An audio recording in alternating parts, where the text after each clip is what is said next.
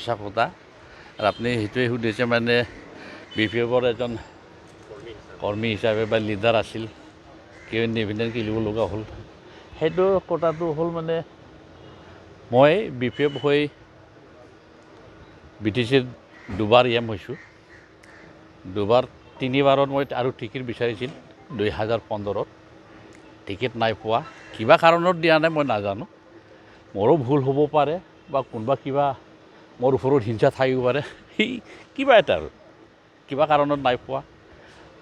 আৰু 2020 এই যে যোৱাবাৰ ইলেকশ্যনত BTC ইলেকশ্যনত তাতো আৰু বিচাৰিছিল এই যে আমাৰ যিটো আগত চিফ হাগ্ৰামা মহিলাই ডাঙৰে তেখেত টিকেট দিম কৈ থাকে লাষ্টত নিদিল দুইবাৰ টকাল মোক সেইটোৱে কাৰণ মানে মই একচুৱেলি BPF পাউণ্ডাৰ BPF মই নহ'লে BPF নহয় কাৰণ কিয় ফাৰ্ষ্ট যেতিয়া 2005ত BTC ইলেকশ্যন খেলিছিল তেতিয়া ৰবিৰাম নাৰ্জাৰী এপছু সভাপতি আছিল 2 মাহ আগত বা 1 মাহৰ আগত তেখেত এপছুৰ ফালৰ পৰা মানে BPF যিটো দল এই দলৰ প্ৰেচিডেণ্ট হিচাপে তেখেতক টিকেট তেখেত পাইছিল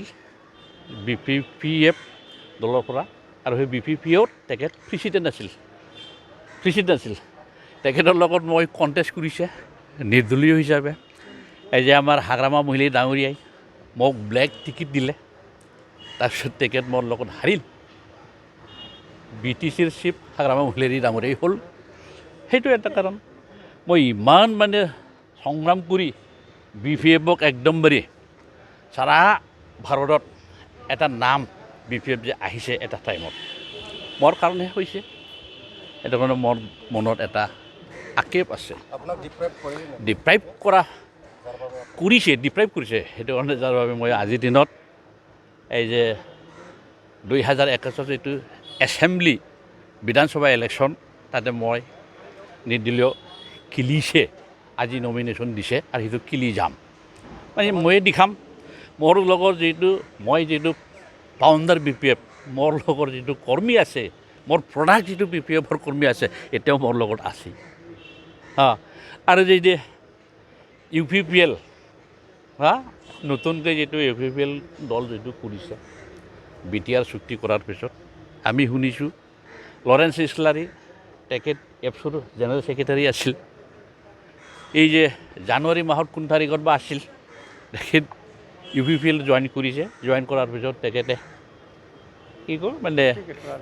UPPLৰ ফালৰ পৰা MLA কেণ্ডিডেট তেখেত টিকেট পাইছে সেইটোৱেই উদাহৰণ সি একচুৱেলি লৰেন্স হিচাপে সৰু ল'ৰা তেখেত ৰাজনীতিত ইমান অভিজ্ঞতা নাছিল তেখেত খেলিব নালাগিছিল তেখেত হ'ব লাগিছিল এপছুৰ সভাপতি ছেক্ৰেটাৰীৰ পিছত সভাপতি হ'ব লাগিছিল দুৰ্ভাগ্যজনক তেখেতক বা কোনে উচ্চত আনি দিছে মই নাজানো কিন্তু আজিৰ দিনত উদাহৰণ হিচাপে মই আগতে কৈ দিছোঁ ৰবিৰাম নাৰ্জাৰী এপছুৰ প্ৰেচিডেণ্ট মোৰ লগত কণ্টেষ্ট হৈছিল তেতিয়াই হাগ্ৰামা হাৰি গ'ল এইবাৰো ঠিক এই কিবা লৰেন্স ইছলাৰী তেখেতও হাৰি যাব কাৰ লগত কণ্টেষ্ট মানে কণ্টেষ্টত মই ইমানখিনি ভাবা নাই এই UPP আৰু BPF দুজন মাজত কণ্টেষ্ট হ'ব মই মাজে ওলাই যাম